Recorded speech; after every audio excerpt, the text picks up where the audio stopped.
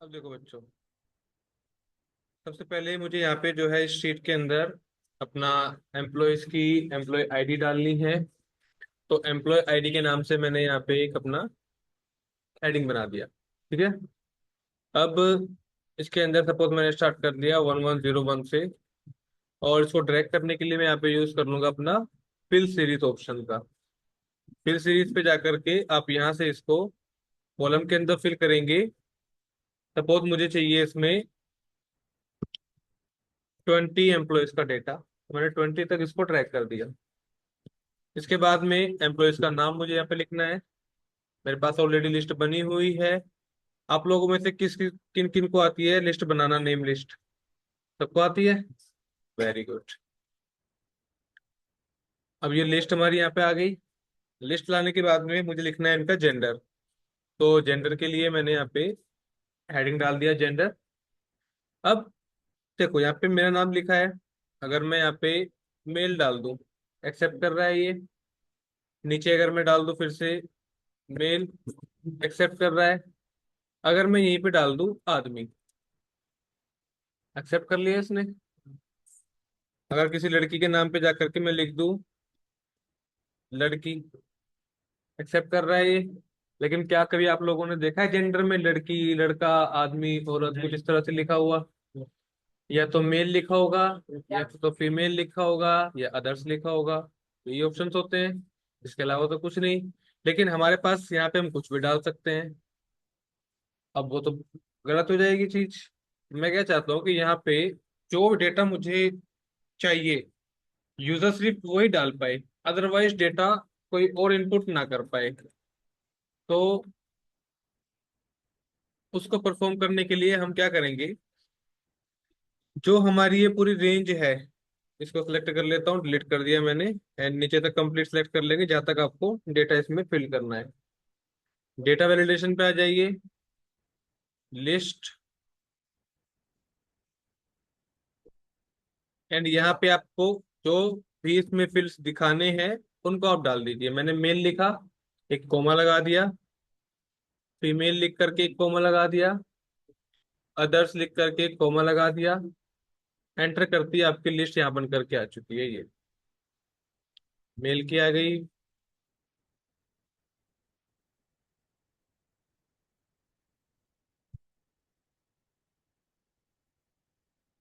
Female का डालना है तो फीमेल का भी डाल सकते हो। अब देखो, इसके अंदर अगर यहाँ पे लिख दूं मैं लड़की, तो ये आपको वैलिडेशन एरर शो कर रहा है।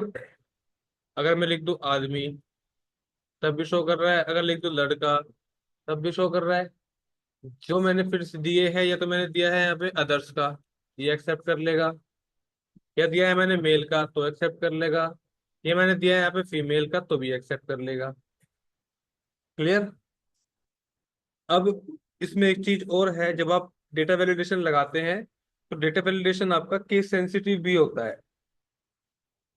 केस सेंसिटिव का मतलब कि अगर आपने डेटा वैलिडेशन बनाते समय जो ऑप्शंस आपने उसमें रखे हैं, उसमें अगर आपने रखा है कैपिटल लेटर्स में, और आप डेटा को एंटर करने लगे स्मॉल लेटर्स में, तो भी वो आपको वहां पे एरर शो करेगा। सपोज मान लीजिए मैं यहाँ पे मेल लिखता हूँ, मैंने मेल को लिखा है यहाँ पे स्मॉल लेटर्स में, एंटर करते ही आपको ये वैलिडेशन एरर शो कर रहा है। अगर मैं इसी को रिट्राई करके यहाँ पे मेल का एम कैपिटल कर दूं जैसे मैंने वहां पे लिखा है, तो ये एक्सेप्ट कर लेगा। क्लियर? तो फटाफट से इसको फिल कर देते हैं जरा।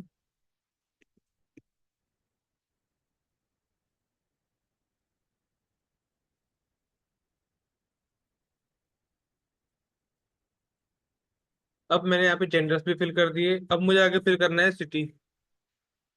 ठीक है। सिटी के लिए भी हम डेटा वैलिडेशन ही लगा लेते हैं। इसको मैंने पूरा सिलेक्ट किया है यहाँ से यहाँ तक। डेटा वैलिडेशन में जाकर के चूज कर लेंगे लिस्ट को, और इसके अंदर हम डाल देते हैं यहाँ पे लाइक दिल्ली, नोएडा, गुड़गांव। एंटर। दिल्ली ले लेते हैं, इसमें नोएडा, गुड़गांव। अब देखो, फटाफट से फिल करने के लिए मुझे पूरा नाम डालने की जरूरत नहीं है। मैं फर्स्ट लेटर डालूंगा, ऑटोमेटिकली फैच कर लेगा डेटा को। गुड़गांव, नोएडा का N।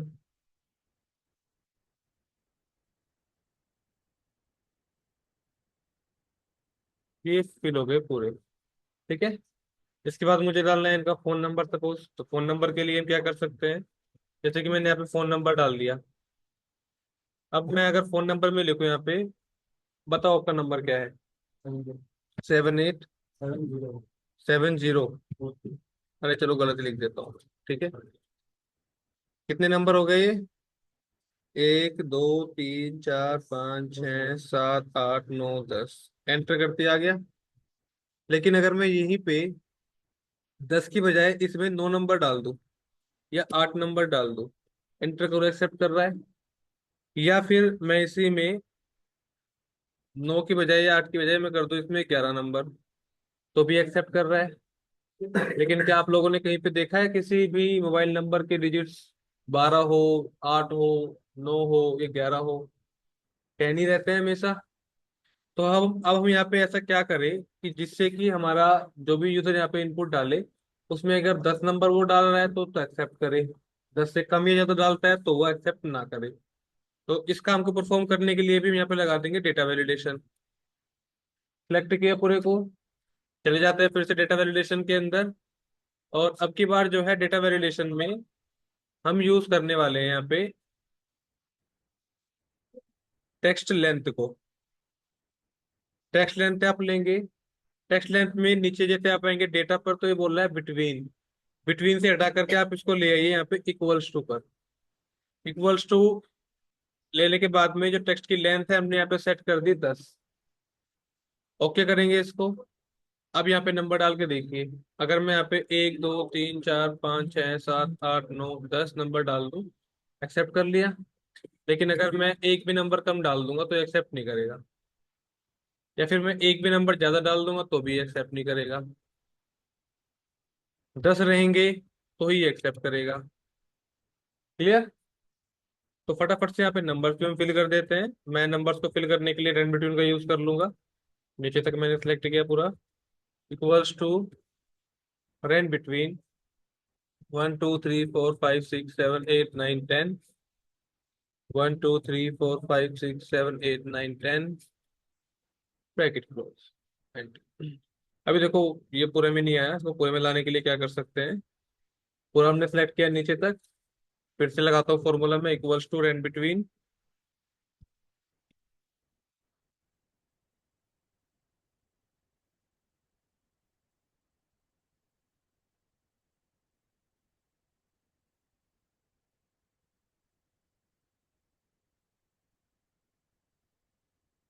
कंट्रोल के साथ में एंटर कर दीजिए, एक बारी में पूरा फिल हो जाएगा। ठीक है। Copy, alt H V V, paste as value तुमने इसको कर दिया। इसके बाद में मुझे यहाँ पे निकालना है डेजिग्नेशन। डेजिग्नेशन लिखने के लिए, डेजिग्नेशन का मतलब क्या होता है पता है आप लोगों को? लेके आ जाओ। डेजिग्नेशन का मतलब पता है आप लोगों को? क्या मतलब होता है डेजिग्नेशन का?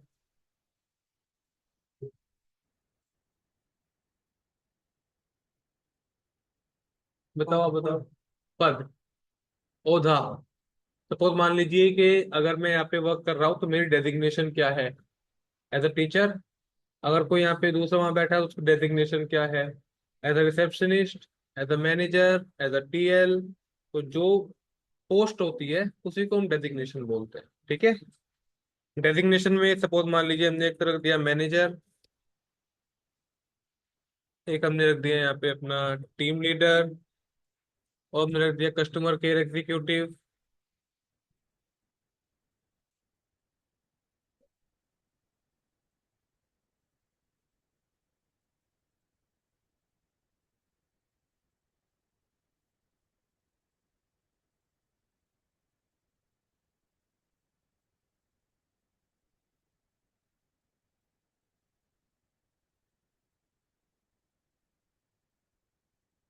ये मैंने यहाँ पे डेजिग्नेशन भी कुछ डाल दी। ठीक है।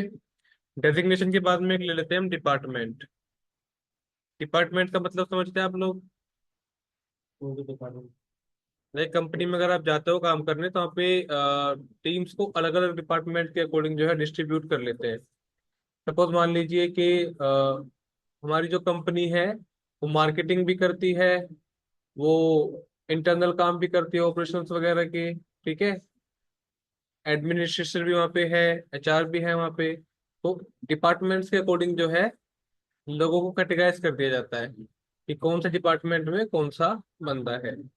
सपोज मान लीजिए हमारे पास में दो ही डिपार्टमेंट यहाँ पे हम ले लेते हैं, एक ऑपरेशन ले लेते हैं, एक मार्केटिंग ले लेते हैं, उसी में इसको डाल देंगे। तो सपोज मैंने यहाँ पे डाल दिया मार्केटिंग और ऑपरेशंस।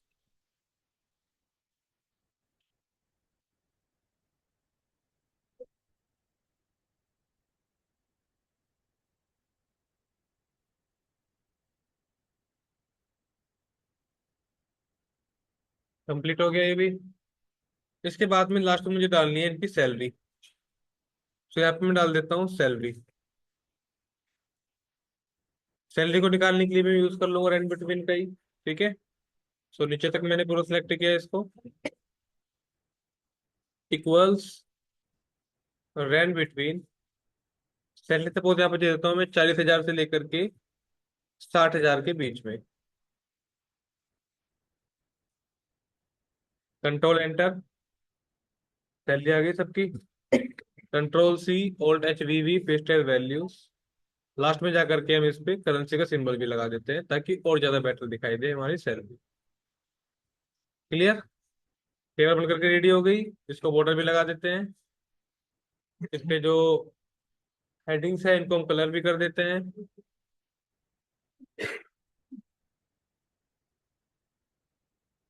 डन। थोड़ा सा बोल्ड कर देंगे इसको ताकि और बेटर दिखाई दे। कंप्लीट। अब देखो ये तो हमारी बन गई पूरी एक टेबल, जिस टेबल के अंदर हमारे एम्प्लॉयज का डेटा वगैरह काफी सारी चीजें रखी हुई है।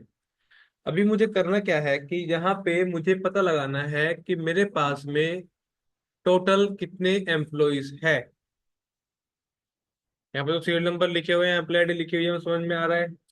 लेकिन अगर डेटा ज्यादा हो, 500 600 एम्प्लॉयज हो, तो आप कैसे पता लगाओगे? उसको पता लगाने के लिए मैं यहाँ पे यूज पहले तो यहाँ पे लिख देता हूँ मैं हेडिंग जो पता लगाने वाले हैं। सपोज नंबर ऑफ एम्प्लॉयज, ठीक है। नंबर ऑफ एम्प्लॉयज निकालने के लिए हम यहाँ पे फॉर्मूला यूज करेंगे इक्वल्स टू काउंट। काउंट लगा करके यहाँ पे जितने भी आपके एम्प्लॉयज आईडी है इनको सिलेक्ट करके एंटर कर दीजिए, आपको ये बता देगा आपके पास में कितने एम्प्लॉयज है। उसके बाद में अब मुझे पता लगाना है कि मेरे पास में मेल एम्प्लॉय कितने हैं और फीमेल एम्प्लॉय कितने हैं। क्वेश्चन आ सकता है इस तरह कभी भी कंपनी वगैरह में पता लगाने के लिए कि मेल कितने हैं फीमेल कितने हैं। तो इसके लिए आप क्या यूज करोगे? अगर आपको याद हो तो आपने जब अटेंडेंस ट्रैकर बनाया था तो उसके अंदर प्रेजेंट एब्सेंट काउंट किया था। Count if equals to count if.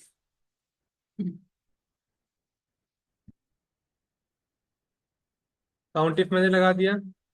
सबसे पहले करेंगे यहाँ पे रेंज को सिलेक्ट, जेंडर वाली कंप्लीट रेंज।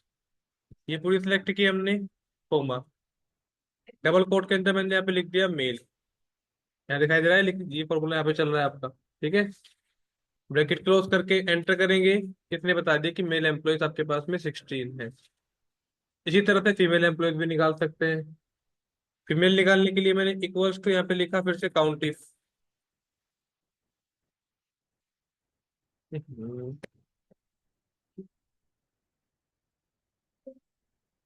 फिर से कर लेते हैं रेंज को सिलेक्ट पूरा जेंडर वाली, कॉमन लगा करके एक बार लिख दिया यहाँ पे अब फीमेल।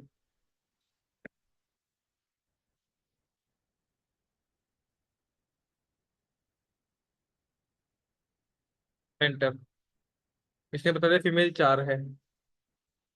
अभी इसमें इशू क्या आ रहा है, एक हमें देखने के लिए मिल रहा है कि यहाँ पे जो है ना हमें बार बार जो है जा करके रेंज को सिलेक्ट करना पड़ रहा है।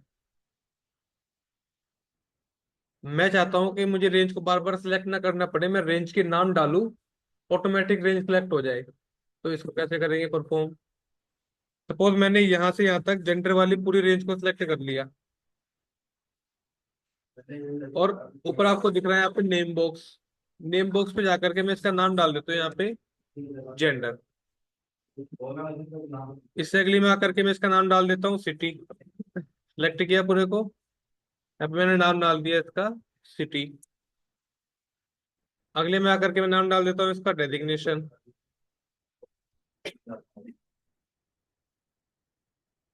ये हमारा हो गया।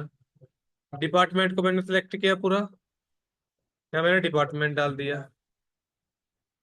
अगले में आकर के मैंने यहाँ पे जो है सैलरी डालना है, तो सैलरी के लिए आप यहाँ पे सैलरी डाल दीजिए। अब सपोज मान लो कि मुझे यहाँ पे पता लगाना है कि मेरे पास मेल एम्प्लॉइज मेल एम्प्लॉइज